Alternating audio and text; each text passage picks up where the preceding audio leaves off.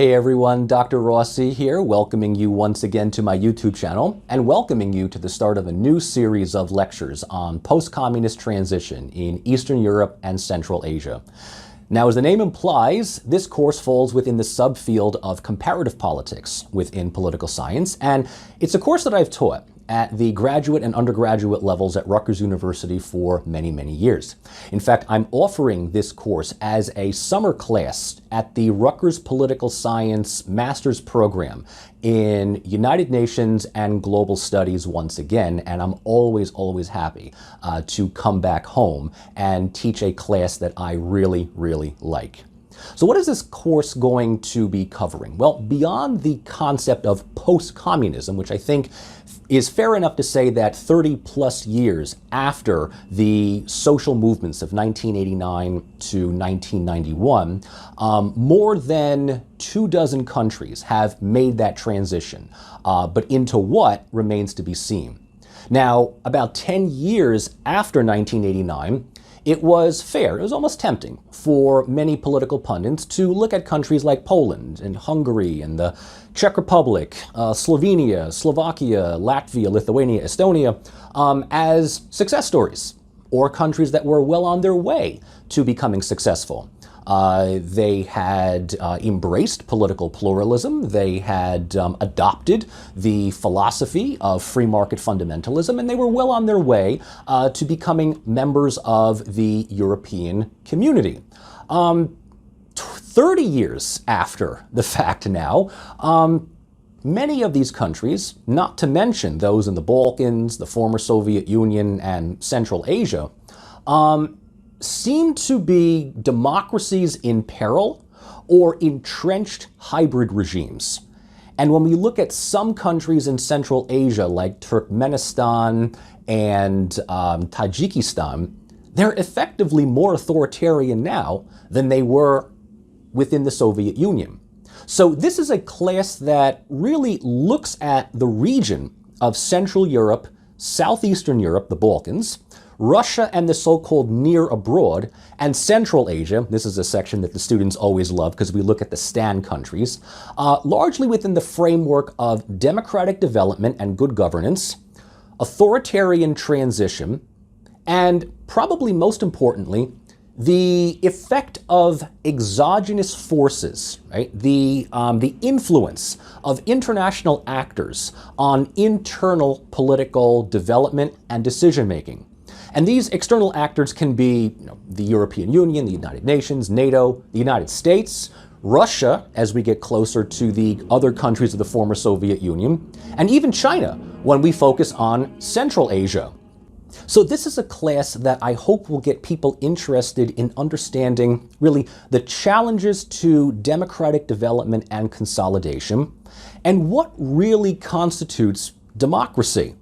Is it something that the citizens of a country want, or is it something that important international organizations and actors expect? And if the external forces envision a transition that places, let's say, free market solvency over social democratic values, well, then this may help explain why there is such a prevalence of illiberal democracy and national populism in Central Europe. Not as a consequence of these external forces, but as really a reaction against what are largely perceived to be encroachments from the outside on internal political matters. So we're going to be looking really at these countries from 1989 up to the present period. And specifically speaking, we're going to be looking at 4 general regions. Central Europe, in which we will examine Poland and Hungary with some specifics. Then we move on to Southeastern Europe, right, more commonly known as the Balkans, and given the time frame that we have, we'll be looking largely at Serbia, Romania, and Croatia.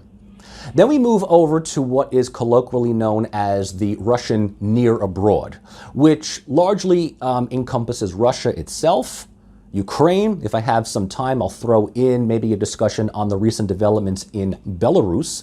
But within that section, we also look at the politics and the political ideology of Vladimir Putin. And so in this case, you might want to take a look at some of my standalone videos on sovereign democracy in Russia within my comparative politics playlist.